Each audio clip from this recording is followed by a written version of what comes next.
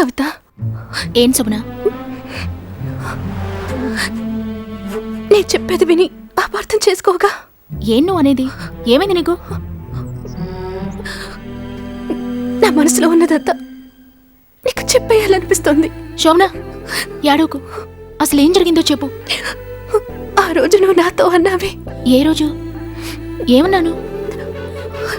కాలేజీలో నా గురించి ముత్తు గురించి చెప్పావే, గుర్తుందా?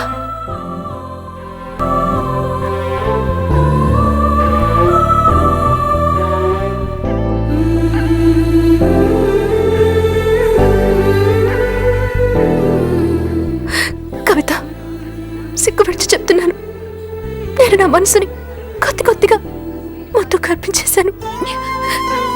ఈ విషయం నీకు చెప్పడానికి సంకోచించి నీ మీద, ఆదిలక్ష్మి మీద అప్పుడు చిరాకు పడ్డాను.